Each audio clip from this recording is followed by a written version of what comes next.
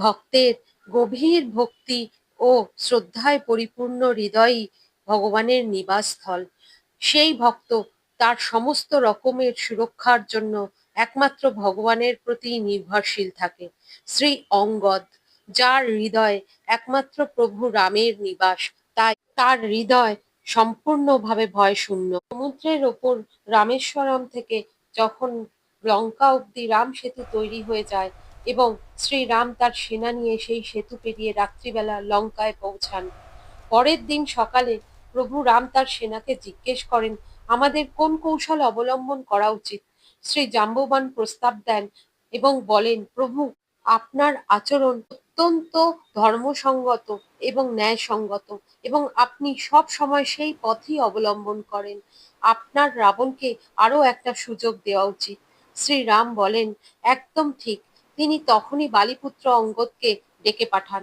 কাকা সুগ্রীব অঙ্গদকে ডেকে আনলে প্রভু রাম বলেন, সুগ্রীব, তুমি আমার দূত হয়ে যাও এবং রাবণকে বোঝানোর চেষ্টা করো। অঙ্গদ শত্রুর মুখে যাওয়ার জন্য প্রস্তুত হয়। লঙ্কাপুরী, যার অপর নাম রাক্ষসপুরী, এবং তার রাজা স্বয়ং রাবণ, তার ত্রাসে ত্রিলোক ভয়ে কাঁপে।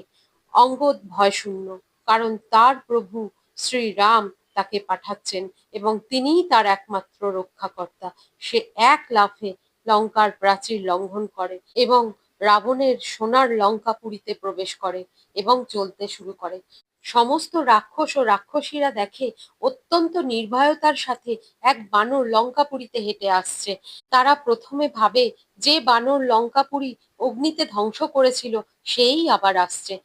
তারা সবাই তার পথ ছেড়ে দেয়। অঙ্গদ তাদের জিজ্ঞেস করে, তোমাদের রাজার রাজপ্রাসাদ কোথায়? সবাই তাকে রাস্তা দেখিয়ে দেয়। অঙ্গদ দেখতে পায় সবার চোখে তার জন্য যেমন ভয়ও আছে তেমন শ্রদ্ধাও আছে এবং মনে মনে বুঝতে পারে এই সব কিছুই শ্রী হনুমান মহারাজের কৃপায় হচ্ছে। সে যখন রাবণের রাজপুরীতে এসে উপস্থিত হয় তখন রাবণের অনুচর রাবণকে তার আগমনের বার্তা দিয়ে বলে, এক বানর আপনার সাথে সাক্ষাৎ করতে চায় প্রভু।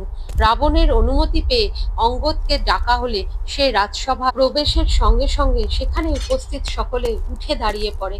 এই দৃশ্য দেখে লঙ্কেশ ক্রোধে চিৎকার করে সবাইকে নিজ নিজ স্থানে বসতে আদেশ করেন, কারণ তার নির্দেশ ছিল কোনো দেবতাও যদি তার রাজসভায় এসে উপস্থিত হয় তাহলে তার সম্মানে রাজসভার কোনো সদস্য উঠে দাঁড়াবে না। কিন্তু অঙ্গদ উপস্থিত হওয়ায় রাজসভার প্রত্যেক সদস্য প্রভু রামের দাস অঙ্গদের প্রতি শ্রদ্ধায় উঠে দাঁড়িয়েছিল। রাবণ অঙ্গদকে জিজ্ঞেস করে, কে তুমি? অঙ্গদ বলে, আমি প্রভু রামের দূত এবং আমি তোমার কাছে প্রভু রামের এক বার্তা নিয়ে এসেছি। রাবণ বলে, সত্যি? কোথা থেকে এসেছো তুমি? অঙ্গদ উত্তরে বলে, আমি তোমার এক পুরনো বন্ধুর পুত্র। রাবণ আশ্চর্য হয়ে বলে, আমার বন্ধু? আমার কোনো বন্ধু নেই। কার কথা তুমি বলছো?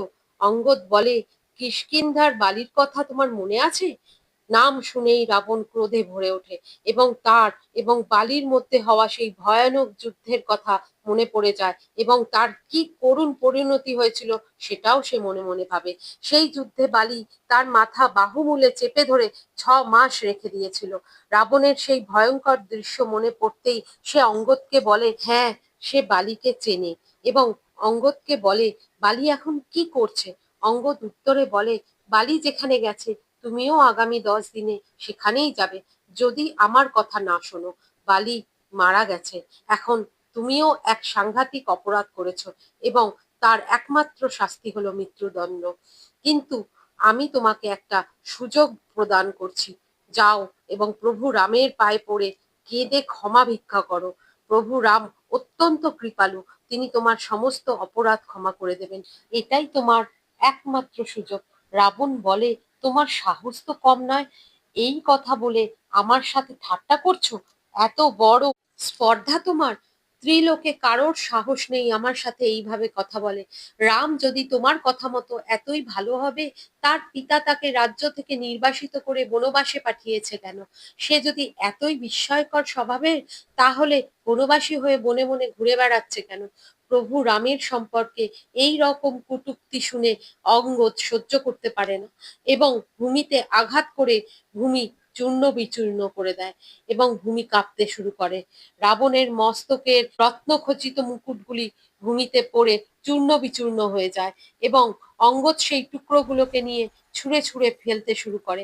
অঙ্গদ বলে, শুধুমাত্র ভূমি চূর্ণ বিচূর্ণ করার ফলে কি হলো দেখো, তাহলে আমি তোমার মস্তকগুলো এইভাবে যদি চূর্ণ বিচূর্ণ করে দিই তাহলে কি হবে।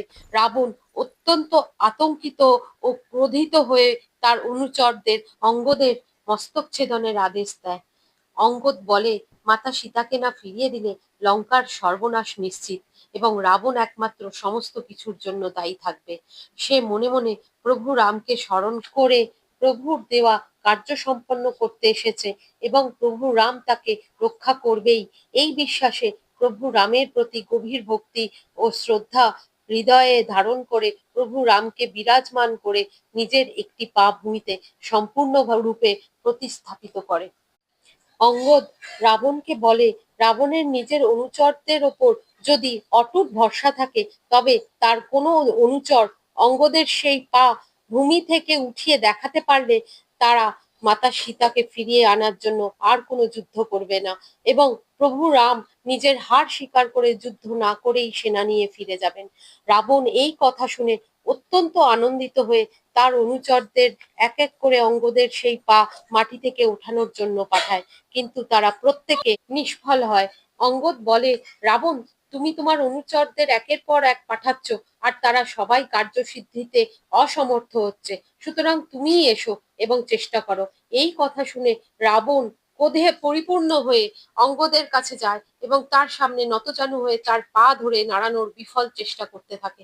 অঙ্গদ রাবণকে বলে, রাবণ, তুমি যদি কারো চরণ সত্যিকারের ধরতে চাও তাহলে আমার চরণ ছেড়ে প্রভু রামের চরণে যাও।